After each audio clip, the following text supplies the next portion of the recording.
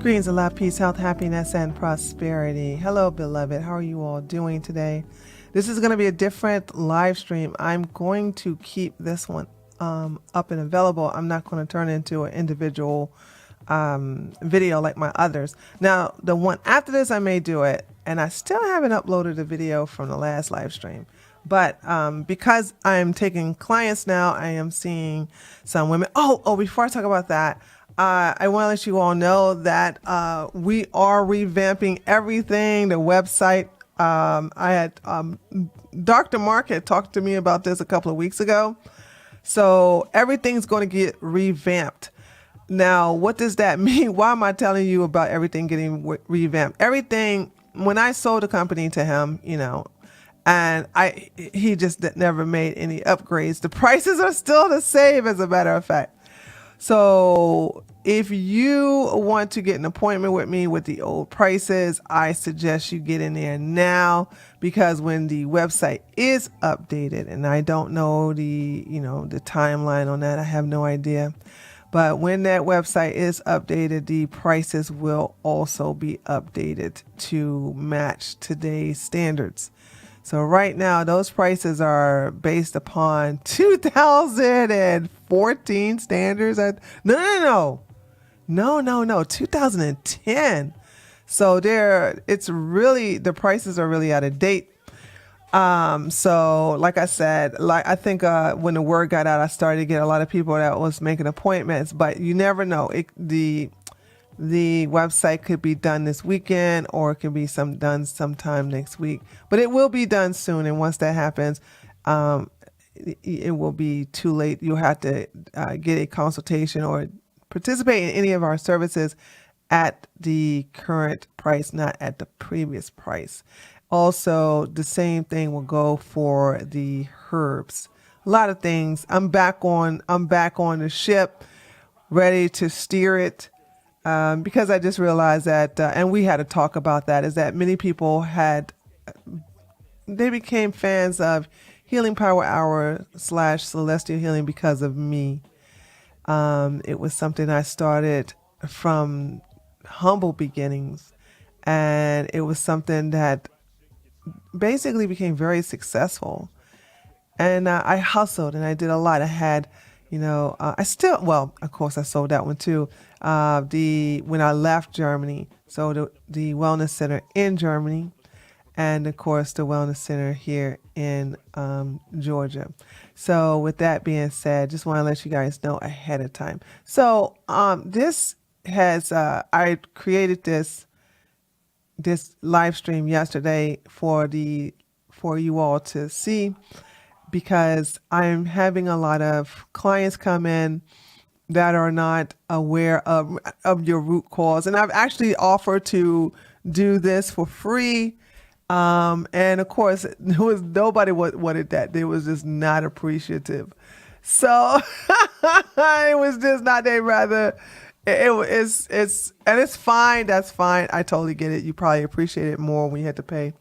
And so, it's just fascinating that a lot of women are not aware of what's happening in their mindset, or maybe you're not even, how should I say it? You're aware, but you're kind of in denial. So what's up, Quintara? What's up, SD? How you doing? How you ladies doing? So let's go ahead and get started, because I don't want to have this live stream too long. So I want to talk about some basics with you. So let's get to that first. Okay. So what a lot of women don't realize is that the uterus is what makes you a womb man. All right. You are different. You are powerful. This is your energy, not energy, engine. This is your generator. Whew. This is your secret power. This is your essence. Now, if you had this removed, the spiritual part of this will still be there. You're not as powerful as someone who has their physical uterus or if you have a complete hysterectomy, had your uterus and ovaries, you're not as powerful. But because you were born with this and you've had this for throughout your entire youth and probably what preteens and in your adult life in your 20s, I hope no one had their uterus removed before then. But this is the body doesn't forget. It just doesn't forget. It does cause some physical health problems, and we're talking about something dealing with the subconscious mind that's going with the emotional and the mental. You can use your uterus to manifest a lot of things as a woman, and it's also, in my opinion, it's what gears your intuition. It is what, even though you feel it in your gut, it starts here from the bottom and it moves all the way up to the top. When your uterus is not in sync, that is because of a lot of, and I'm going to say 99.9% of the issues came from some type of trauma. It came from some type of life lesson. It comes from some type of emotional strain. It comes from a lot of unresolved emotional issues that stems from your childhood and teens. Sometimes, not all the times, some women will be fine throughout their childhood. And I've had clients like this, not that many, but I've had some clients like this. They will come through their childhood just fine. Teenage years, just fine. Young adult life, also fine. But in their early 30s, something traumatic happened with an ex-boyfriend, and boom, now they have issues, and it causes a lot of problems, from fibroid tumors or ovarian cysts to endometriosis to infertility to, cramping. A lot of things happen.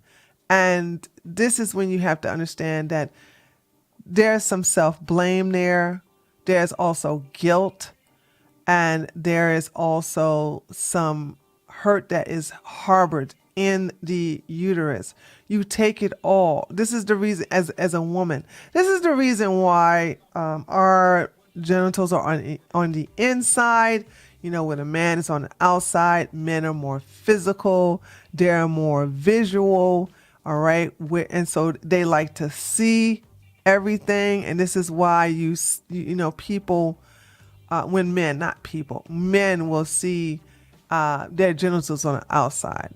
And that's why they have a bigger bond to it than women. Women, we don't see our uterus. We barely see what's going on down there in the clitoris. We don't really see it until we look down. You know what I'm saying? And a lot of times some women are afraid of looking down because of some form of shame, some form of guilt. And that has to be dealt with. So when you think about, cramping, a lot of this is coming from things that we have been indoctrinated about. It also comes from a hormone imbalance. But I'm going to tell you something in reference to my story with cramps. I haven't experienced cramps in decades, actually. It's a long, long time. But let me explain to you why I did have cramps. It should give you a understanding of how our body reacts to our mind. As you all know, I was diagnosed with stage 3 cancers, cervical cancer, rapidly moving to stage 4. The medical doctors were telling me that I could get a hysterectomy. At that time, I rejected the hysterectomy because I wanted to have kids. At that time. Of course, that changed big time, right?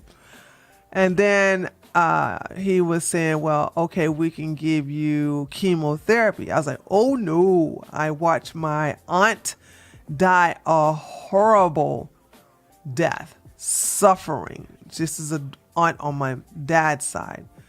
This is a woman who had the complexion of Halle Berry, But when she passed away, she had the complexion of Wesley Snipes, and I'm not making a joke there. I am legitimately serious. And so I saw what chemotherapy did to her. Every time she got a dose, it was like she was fighting to stay alive.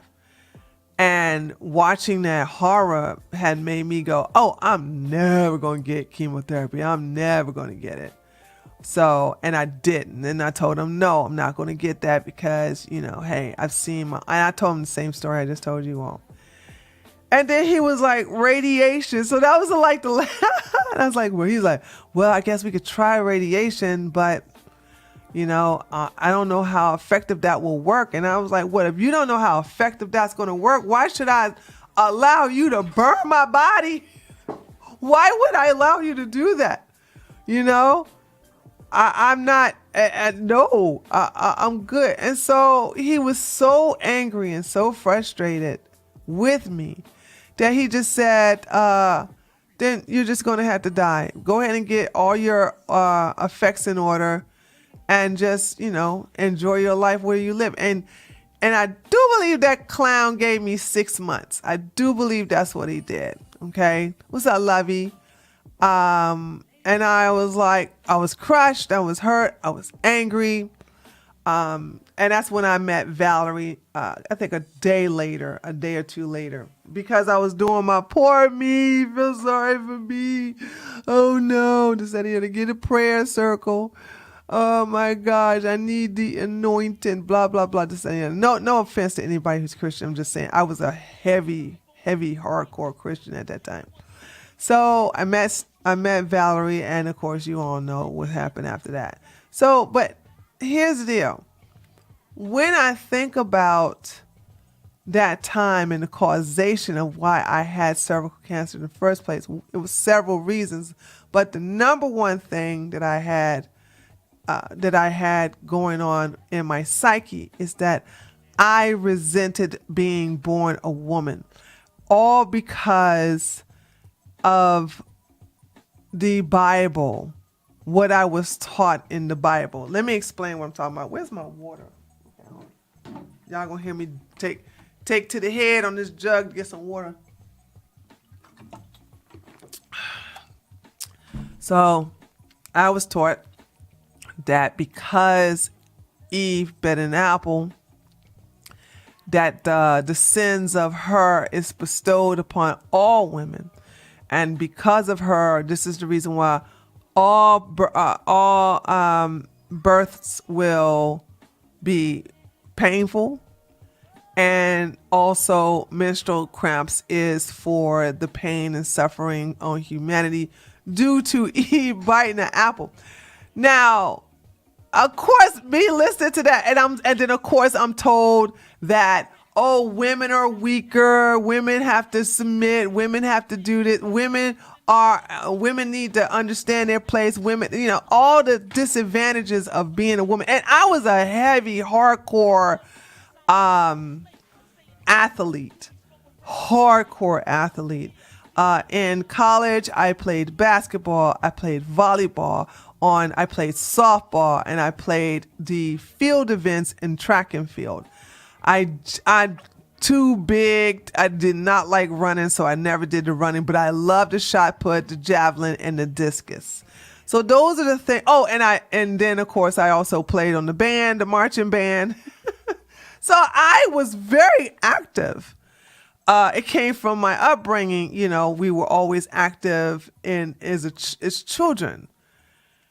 So the thought that I could not look and the thought of my powers are limited because of what I was born, that bothered me. And I also didn't like the fact that my cramps, and believe it or not, I believe my cramps got worse when I began to have that self-hatred, because I came on my period late. I came on my menstrual cycle at the age of 14. So when I was in college, I was so over it, and I thought, why should I pay for something that Eve did? Why am I paying? What? I'm innocent and I didn't do it. I didn't pick the apple. I didn't give it to Adam. I didn't do any of that. Why am I suffering for the sins of another woman? Of course, my relationships with other women were bad because look, you have some self-hatred with yourself. You're going to have some self-hatred. No, excuse me. You have self-hatred for yourself. You're going to have hatred for other women. It's just that they are a reflection of who you are. And so that's how I felt in reference to, women in general. And so it wasn't until I got with Valerie and we healed from, as SD say, religious trauma. And it is traumatic, actually, because you understand the cervix connects the vagina canal to the uterus. It is that bridge. And if that is destroyed, then you cannot have children. I don't even, the menstrual cycle, you're going to be gushing it's like a faucet because the canal and the cervix is narrow, more narrow than that of the, more narrow and tight than that of the vagina. So there's that. And so this is one of the reasons why. And so anyway, long story short, I'm sorry. Long story short, when I began to appreciate being a woman, when I realized how powerful it is to be a woman, when I stopped looking at men and looking at envy, because that's what I used to do when I was in college. I used to look at men and just be envious, like, dang, they're so strong. And I can never achieve that unless I take steroids. And even then, steroids has its limitation. It's just that men are genetically, physically powerful, stronger than women. That's just, it is what it is. There's a lot of things that we are stronger in, and that ain't one of them, okay? So I stopped looking at men in envy. I stopped doing that, and I basically, and I had fibroids too, but they weren't a big problem to me, but when the cancer was reversed, and so was the fibroids were gone as well. So there's a lot of things that your uterus can be telling you. If you have any type of STDs, if you have any type of illness like you have endometriosis, if you have ovarian cysts, if you also, another thing I want to show you too is that even if you have infertility, if you're having a hard time getting pregnant, then this too is going to cause problems. Now, I think some of you know, maybe some of you don't know, but there are reasons why you cannot get pregnant if it's not your partner. Sometimes women think it's all them and they don't make their partner get tested. They don't let his swimmers get tested. And this is where you go wrong, because sometimes it's not the woman. It can definitely be the men, So there's that. But if it's not the man and it is the woman, then you have a lot of things that could prevent you from being fertile. What is your financial situation like? How do you really feel about the security of your child with the person that you are partner up with? Let me be more specific on that, okay? Because when I get women and they have intercavitary fibroids, automatically I know that they're sabotaging the pregnancy. Every time. It has never been an exception to this rule. So then I find out, why are they sabotaging a pregnancy? Why are they preventing their body from getting pregnant? And so the first thing I do, because they're not going to know. Excuse me, let me drink some more water. They're not going to know off the bat. Okay. And since they're not going to know off the bat, this is, I have to do some digging. So what is your financial situation like right now? Okay. Why am I asking that? Well, if you grew up in poverty, or you grew up middle class and you went to poverty and then back to middle class, you understand how it is to struggle. You understand how it is to to buy things cheap. You understand that you live in certain areas that are pretty dangerous because these are the areas that you can afford. And because as a child, you grow up differently. You have to protect yourself. You have to understand that there's a lot of people who want to get you. It's a very dangerous place for a child to grow. But I will say this, as a child who grew up in the hood, you do learn how to read people quickly. You learn how to observe their body language, the tone of their voice, the rhythm of their breathing, what their eyes are fixated on or looking at, and of course, this whole entire demeanor of that individual. See, I got those things where I can look at somebody and can tell, okay, this person is a con artist, or this person right here, something's off about him or her, so I'm going to stay away until I know better. So when you understand that lifestyle and you know that you're okay financially, you have enough money to, survive on your own, to live a nice, quiet existence on your own. However, if you get pregnant and you're pregnant by a man that's not responsible, that's doing this, I got a record deal, they about to call me in a minute, I'm have my album drop, you know what I'm saying? Or anyone that says, I got this new app, I'm going to, we're going to make money, or I invested in Bitcoin, or something that's not predictable, something that's not stable. You can sit up here and defend this person and protect this person and be by his side, but secretly within your mindset, you understand that this is not going to work. It's not going to work. But for some crazy reason, you believe that, if you think hard and you believe hard, and keep featuring him on your show, that things will change. That he will be the man that you always wanted and everything will great. He will wake up and get a good job and you can have that baby, but a part of it you don't want to. And sometimes, your body will work in your best interest and not be fertile. Whether it creates an intercavitary fibroid or it basically secretes the liquid, or shall I say the fluids that are very, very, very high in acidity, and it will kill off the sperm cell. Let me explain what that's all about. And I think some of you have heard me talk about this on my many, many years ago when I was talking about the natural birth control. When the body begins to attack the sperm cell, the semen, but mainly the sperm cells within the semen, it does so by having a very high pH level. In order for you to get pregnant, ladies, if you're having a menstrual cycle, in order for you to have, and of course if you have both of your ovaries, in order for you to get pregnant, you must be in an alkaline state.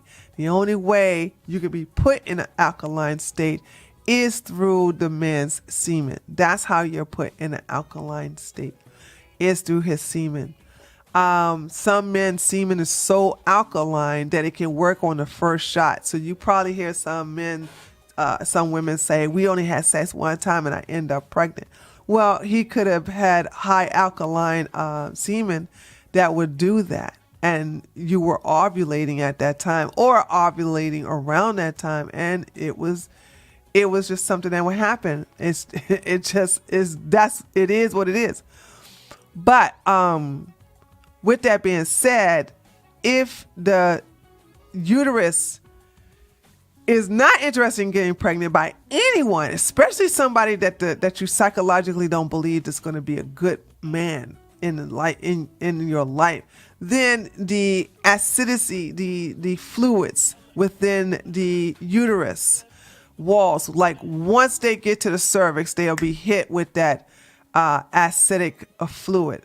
And they'll never make it to the fallopian tubes. And when I say they, I'm sorry. I mean the sperm cells. The sperm cells will never make it to the fallopian tubes because they've been killed off. The ones that were probably the most strongest that get past the cervical canal or get past any of the bottom part of the uterus, once they get into that center, it's a wrap. And so that happens as well. Another way of infertility is also with the ovaries, especially if one ovary is secreting an egg and another one isn't. The thing about I want you ladies to understand is that each ovary secretes an egg every other month. So during the month of January, the right ovary will secrete an egg. February, the left ovary will secrete an egg. March, the right. April, the left. May, the right. It can go on and on and on that way. If one ovary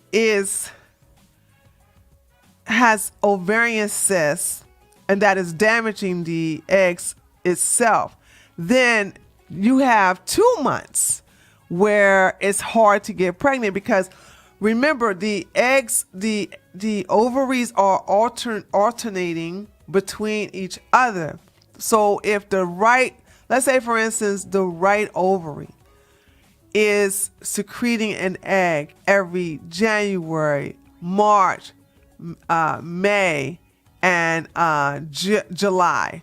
So, all right. So we'll just keep it to 3 because I don't want to confuse myself. So we'll say January, March, May. January, March, May. Well, that means that if you are not able to get pregnant, you know what I'm saying, that is 5 months, because January, March, and May you're not secreting anything. So therefore, the only time the other ovary can secrete an egg is on February and April. And my emotional change based on and my emotional change based on which egg releases sad, mad. I mean, you can put it that way. But either way, if the egg gets fertilized, it can be sad, mad all you want to. It just depends if it gets fertilized or not. That's the most important thing y'all need to understand is that if the ovaries release an egg, okay, it doesn't even matter if the uterus produce a lot of fluid to kill off those sperm cells. So keep that in mind. Also, another thing too is that the man. Let's talk about the guy himself, because that's a. If you want to know my biggest challenge with women who are suffering from infertility, is their partner, their boyfriend or their husband, doesn't matter. This is where I get the biggest pushback. Hold on a second. So, when women get in love, they can love hard to the point where nothing else matters, and they get fixated on something like pregnancy. There's no wedding ring. There's no wedding ring on the finger. Okay. There's no exchanging of vows. It's like they put the child before the wedding, or the marriage.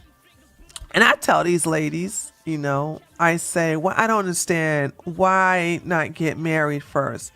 And they'll say something crazy like, well, we're not financially ready, but you're financially ready to have a baby?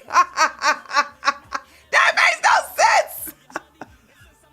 And it's like, and then, like they'll sit up here and try to get in denial and like, well, no, it's a lot of money. We want to have a big wedding. We want to be able to feed. I said, no, honey, you ain't gonna win this argument. You can have Prince Charles and Princess Diana type of wedding.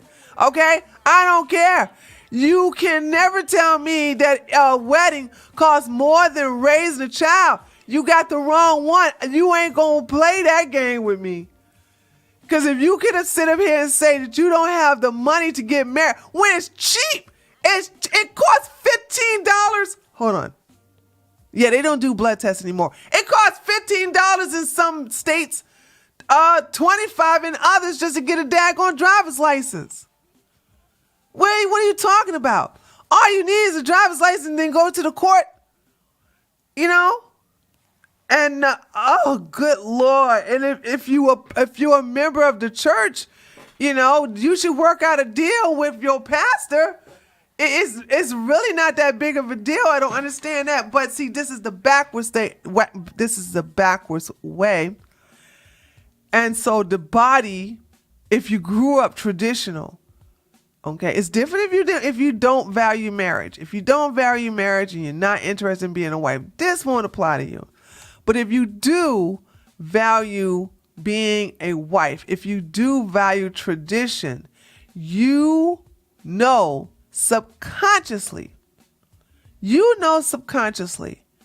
that you want to be a Mrs. M-R-S, not a Miss. Hey, Desiree. So that's what you want. But a lot of women, for some low self-esteem reason, believe like, okay, well, we'll cross that bridge when we get to it. And some would believe that the baby is what will prompt the guy to ask her to marry him. It's never going to work. It's never going to work. And that's just foolishness. That's just straight foolishness. So when I tell these women, I was like, so you all been trying to get pregnant for how long? Okay. And I had recently a client been trying to get pregnant for 2 years. Now, you guys know I've talked about women who have been trying to get pregnant. Everybody's different. I think before I came back to America, the client I had over in Germany, the reason why she was not getting pregnant is basically on her own doing, there was just some type of habits that she, drinking habits, and also the stress that she was always putting herself under was preventing her from getting pregnant. And no matter how many times I try to show her, like, this is not going to work, girl, she wouldn't believe me. But anyway, getting back to the men,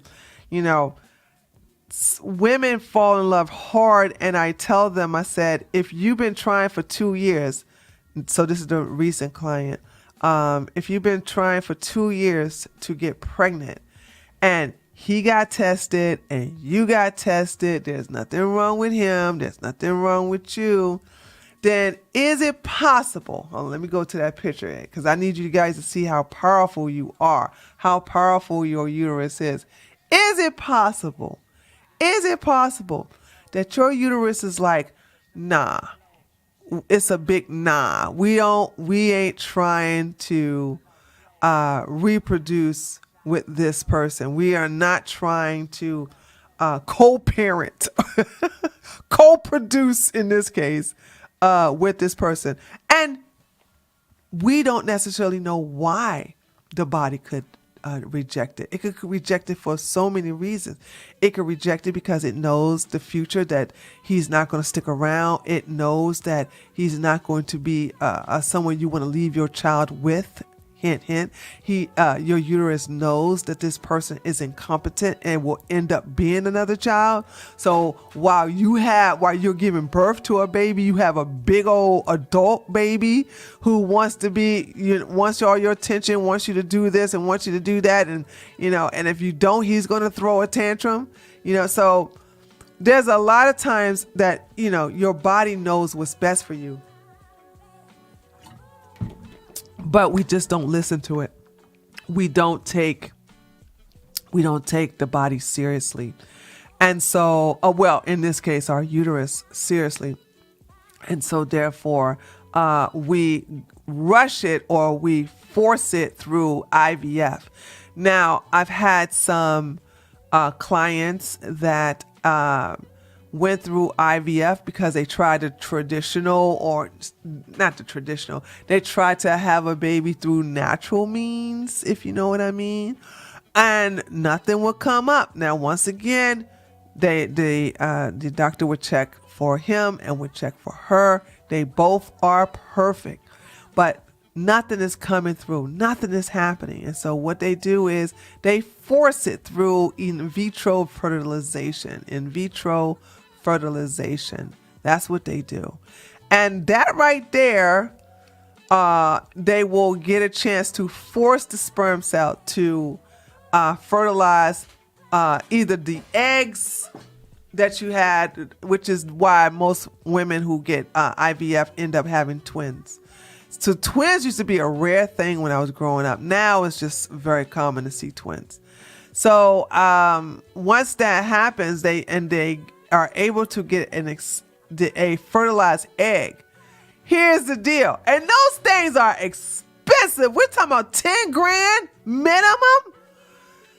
So here it is. Your uterus like, we ain't trying to have a baby. We ain't trying to have his baby. We ain't trying to have his baby. And then they get the IVF. They insert the fertilized eggs into the uterus, hoping it takes, and then all of a sudden the uterus expels it, and they have a miscarriage. And so there's that. So then you got another layer of trauma on top of that. And also, I want you ladies to not feel bad in reference to miscarriages and abortions. I'm going to say this again. I know this a lot of times. And those of you who've been with me for a long time, I know you're like, we already know this. We ever heard this before. But I think it's time for me to say this again, because we have a lot of new people here who are listening to me. Listen, you can't kill the spirit. You just can't. The spirit is forever going. It manifests in different things. For example, if I take a shoe and I burst a light bulb, did I kill the energy within that light bulb? The answer is no. What I did do is I destroyed the item that the electricity was going to express itself in. So if I destroyed the light bulb, I didn't destroy the energy that was manifesting within that light bulb. So what happened to the energy? Well, it could have went anywhere. It could have went into a toaster. It could have went into the refrigerator. It could went into your blow dryer. It could went into your computer monitor. It could have went into your computer. It could went into a charger for your phone. It could have went anywhere else. But you can't kill it. You can't kill it. And so I believe that the spirit is similar to energy. And if it decides to manifest in the fetus in the uterus and you have an abortion, you didn't kill nobody. You didn't kill anything. The spirit, you destroyed the vessel in which that spirit was going to express himself in. But honey, that's the best thing about being a woman. You can make another one. This is what I'm telling women, like, why are you operating in scarcity? Because I'm tired of women being like holding on to unnecessary guilt about past abortions. Let it go. So you're only punishing yourself. You're only inflicting that pain on yourself. You have allowed outside entities, outside voices to dictate to you on how bad you should feel, on how awful you should feel, on how you sinned, how this is, you're not going to be, because, you did this, God's going to punish you and you're not going to have a successful pregnancy. You have to give these people permission to impede into your subconscious mind to manifest this nonsense. You all listen to these people, and that's exactly what happens. And you just got to stop it. You really, really got to stop that. I know there's a lot of talk about rebuking in the Bible, but you just have to rebuke a lot of things. And it doesn't have to deal with anything spiritual. You just have to rebuke people trying to contaminate your mind with weakness and victimhood and, blame. Ladies, I'm going to say this again. You decide what you're going to do with your uterus. And if you decide to have an abortion, yeah, you can just make another one. And who's to say that that energy that was not successful in the first pregnancy can manifest in the second one? Once again, you can't kill energy. You just can't do it. So anyway, so all of this guilt that derives from issues that and the choices that women make, and also like if it's abortion or a miscarriage, you blame yourself. Also, with men that you allow in between your legs, you tend to not understand that men are here to drain you of your uterus. Your uterus is one that energizes him, and while you are the one that's drained of energy. And these will cause problems. I'm telling you, when you do not give your own uterus self-love, when you do not recharge your own womb, all right? And then you give just a little bit of that you have to some man, okay? You're doing yourself a disservice. You have to take the time to re-energize. You have to take the time to give love back to your uterus. Give it what it's supposed to have. Give it what it needs. And there's lots of ways of recharging. And you know what? I think that's what I'm going to do on my next video. Talk about how to recharge your uterus. I could talk about herbs. I could talk about food. I could talk about what you can and cannot drink. But I think a lot of you all really don't know how to properly take care of your womb, dealing with emotional care, mental care, okay? I've taught a little bit of this. Well, I showed you how to find your uterus in the fibroid, the castor oil pack thing. And yeah, I think we need to revisit that because that has to be done. You know, this is a powerful meditation practice that must be done, and you must reconnect with your womb. So yeah, I think when I come back, because I'm gonna go ahead and end this now, unless somebody has any questions, I'm gonna go ahead and end this now. Like I said, it wasn't going to be here long today, and I wanted to make this video, this stream, in a point where you all can re-listen to it and I don't take it out. What time did you start? I started at 2:30. So I've been doing this for 45 minutes so far. Are there any indicators that tell us when a fibroid starts to grow? How long does it take for the fibroid to grow for even a few centimeters?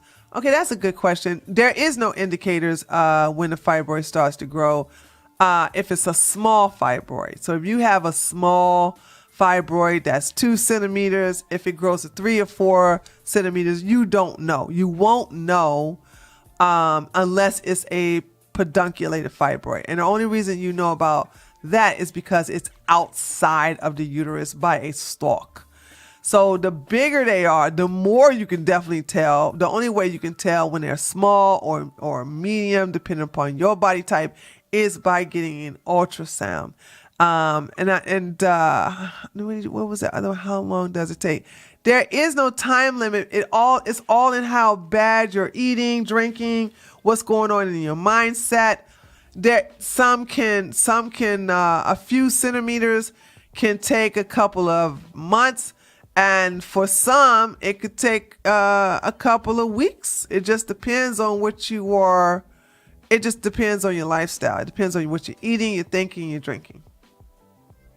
Okay, I had 2 of those fibroids. Okay, cool. Okay, all right.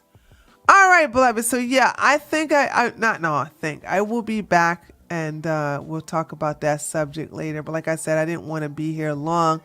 I wanted to keep coming in touch with you all. So far, so good being active here. I've let this, that's many of you don't know. because I don't even hardly advertise it anymore, but I need to start doing that as advertising my round table. Very active on that. As a matter of fact, we have a class tonight.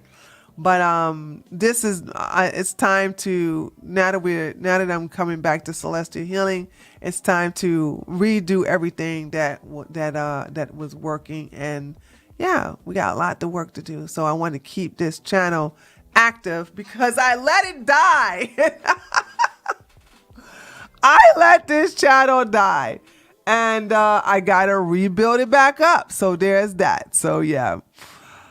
All right, then let's see. I had to see many other. Please help me shrink. If you want anybody looking to shrink the fibroids, just go to celestialhealing.net and schedule an appointment.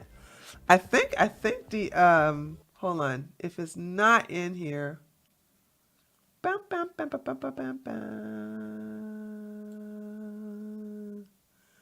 Yeah, let me just go ahead and put it. Yeah, here you go. Yeah, just go to there and then send an email and say you're looking to schedule a consultation with Dr. Keeler to shrink your fibroids. You need to have your ultrasound though. When it comes to fibroids, the reason why I'm so successful is because I know the target I'm aiming for. So you need to have your ultrasound. If you don't have an ultrasound, don't schedule an appointment. But you have to have that. So don't schedule an appointment if you don't have an ultrasound, and then go get an ultrasound and then come schedule an appointment. Okay. All right, beloved. So I don't know if I'll do it this Saturday or not. Maybe I'll just upload a regular video this Saturday, but either way, the next time you hear my voice will be this Saturday. So until then, you all take care of yourself. And the rest of you all, Desiree and Quintara, I will see you tonight on the round table. You all have a good day. And until we meet again, which should be this Saturday, have a wonderful week. Peace and blessings.